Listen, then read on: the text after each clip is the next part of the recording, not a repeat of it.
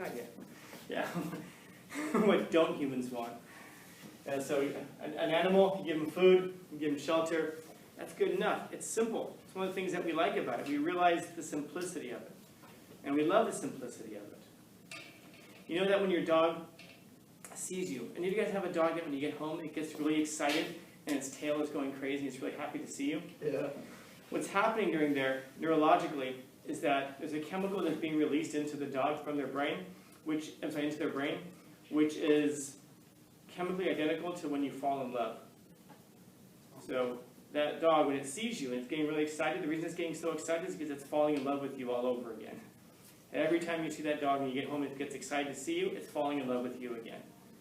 And there's something about that we sit there and go like, oh my God, you mean I can just be myself and the dog's going to love me? Yes. And isn't that the thing that a lot of people are after? If I can just be myself. This is one of the reasons that you see people today seem to love animals more than humans. And I say that not even just sarcastically. I'm saying that like some studies show that particularly the younger generation have more affection for animals than they have for strangers. And I remember what it was last semester, but I was reading a study and I was talking with my class about it, and a majority of people between 16 and 24, I think it was, has said that they would save their animal before they would save a stranger from death. So if your animal falls in the water and is going to drown, and a human falls in the water and is going to drown, the majority of people in that age group would save their pet before they would save a human. That's not a good thing. It's not a good thing. You know, we have this tendency to be like, oh my God, but humans suck so much. And after I've talked about this, yeah, humans do terrible things. Don't dogs? You know, that's what we do with dogs too, by the way.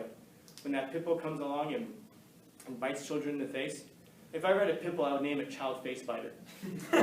so we'd know what it was. And then when that happens, what do we say? Oh, no, it's how it's raised. It's so sweet. Look at it. Things got like muscles on its muscles. And it's running around, and its tail is like chopping down, table legs. The whole table falls to his tail and it's it. Oh my God, he's so sweet. I have a standing rule. I will never own an animal whose ass I can't kick. Because you never know if you're going to have to. Maybe the same is true about having children. I don't know. Hey, what? Never have a child whose ass you can't kick. When they get too big, it's like, oh, never should have had you. I knew I was right. But all that the animal wants are these very basic things.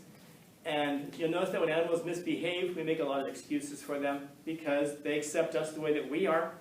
So we accept animals the way that they are.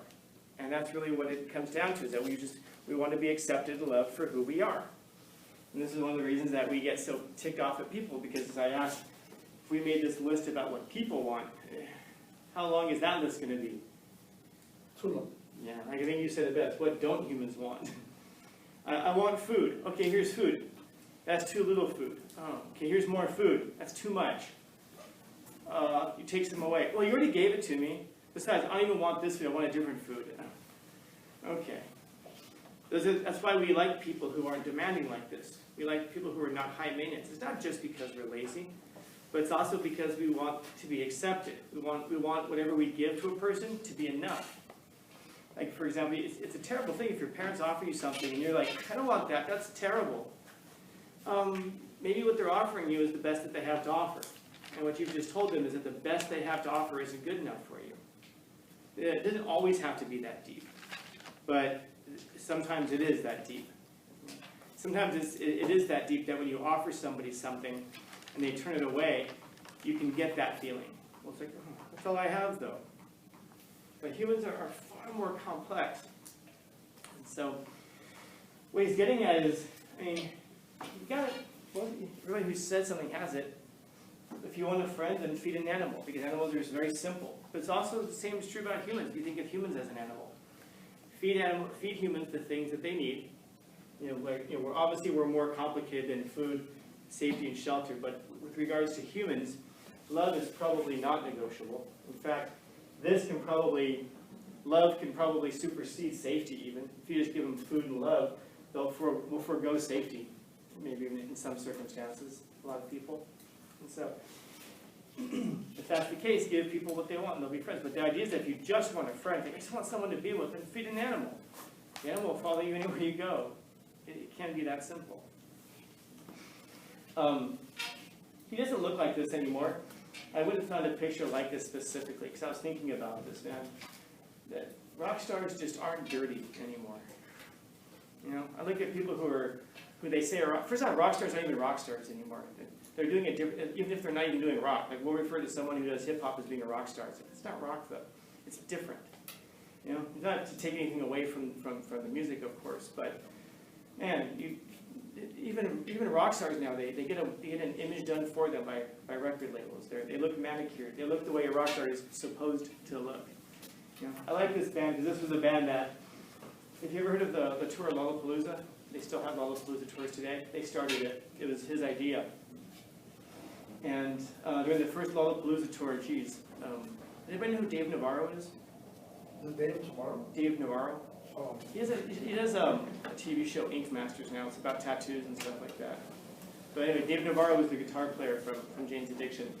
And during the first Lollapalooza tour, they were both so high on LSD and heroin that they got into a fight on stage, ended it, and then Dave Navarro went backstage and tried to kill himself, slit his wrists. They wrapped his wrists up and they performed the next night. What the fuck? That's rock and roll. Don't do heroin or LSD and don't split your wrists. Caveat, don't do it.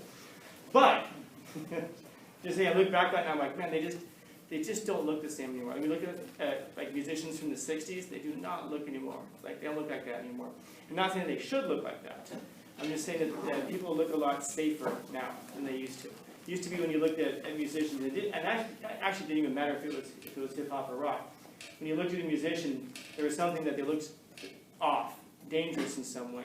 Not dangerous in the sense that they're going to kill you, but dangerous in that they're going to give you some ideas that the rest of society wouldn't like. Nowadays, musicians just seem to parrot and repeat back to people what they want to hear, rather than truth. You know? But that's not their job. Their job is to tell the truth. Any questions, comments, concerns, complaints, criticisms, critiques?